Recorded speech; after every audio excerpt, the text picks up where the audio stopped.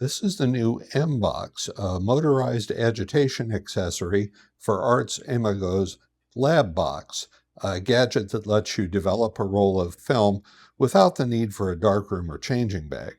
I did a review of the Lab Box back in 2019, and while I like the design and the fact that it doesn't leak yucky chemicals all over your counter, I had a lot of reservations.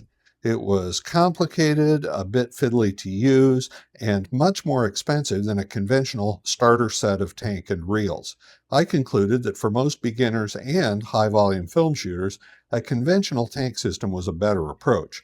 The Lab Box was clever, I said, and it worked well after a little practice, but it would really only appeal to a small group of people.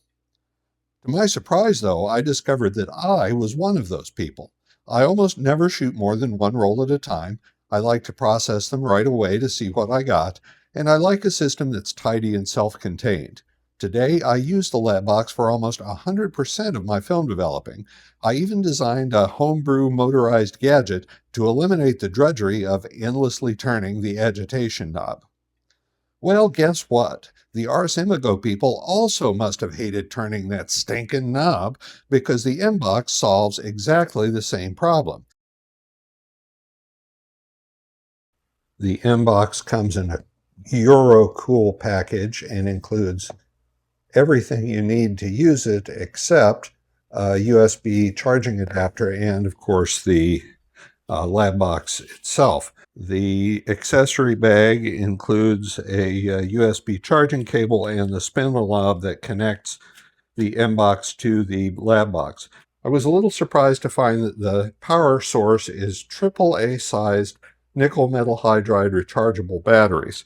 I would have thought the obvious play here would have been to use an easily replaceable lithium-ion pack, but evidently Ars Imago didn't agree with me, so this is what you get. The batteries are potentially a little undersized. Runtime is only an hour or so on a full charge. The main thing that worries me about them is that with this type of battery, there are 8 contact points that you'll have to watch for corrosion. The only assembly required is to take this locking ring that attaches into the Lab Box itself and insert this drive spindle into it until it clicks into place. Confusingly, the instructions tell you to do this in 2 different steps, at the beginning of the instruction sequence and at the end. But just ignore that. Do it at the start and you'll be fine. The drive spindle is supposed to lock into the drive lug on the M-Box by means of a magnet on the end of the spindle, which is attracted by another magnet that you can just barely see inside the box. I was a bit annoyed to find that on mine, the magnet inside the box wasn't attached, so that the next time I removed the spindle, it would pull right out. I sent an email off to Ars Imago and almost immediately got a courteous reply from Alessandro Francini, their CEO, who explained that it isn't supposed to be like that and that the magnet is supposed to be glued into its coupler on the M-Box. He offered to have it repaired if I sent it back, or suggested I could re-glue it myself. Guess which option I picked? After giving the glue some time to set, I tried again, and now it stays in place the way it's supposed to. Now, my Lab Box has been slightly modded to work with my homebrew motorized agitator, but pay no attention to that.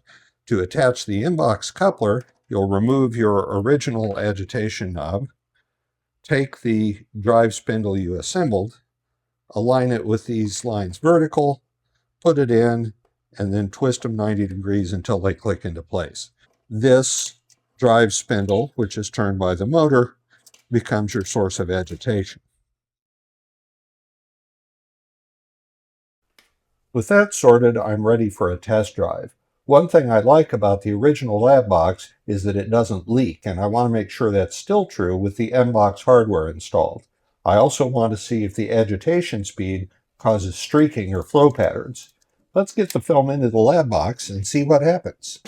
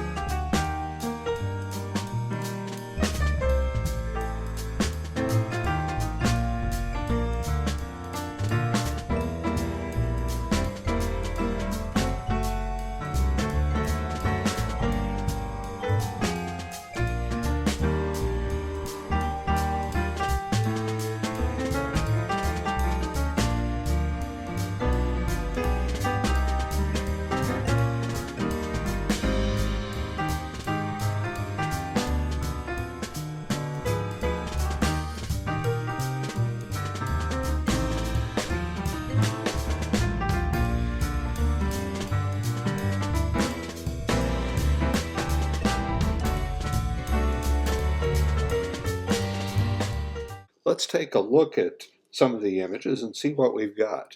Remember, all we're trying to do here is evaluate the evenness of development using the M-box, and that means I'm looking mostly for the absence of streaks and flow marks, no uneven patches that break up the tones of images, and so forth. I pulled out 4 that should show the flaws most prominently, and to me, they're looking really good. The light areas look very even and streak-free, and the midtones and darks seem consistent across the frame. They're not brilliant photos or anything, but I'm really pleased with the quality of the development. So, is it worth adding the M box to your lab box? Well, that's something that I can't really answer for you.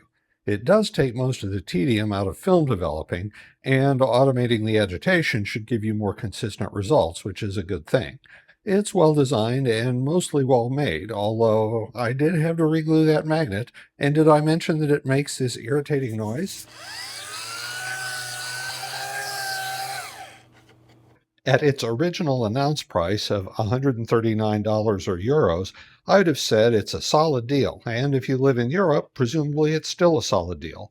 But I live in the USA, where our current administration has gotten into playing tariff roulette, and that means my inbox set me back nearly $200. If you use your lab box a lot, you might still be able to rationalize that, but you're the only one who can decide, are you ready to roll?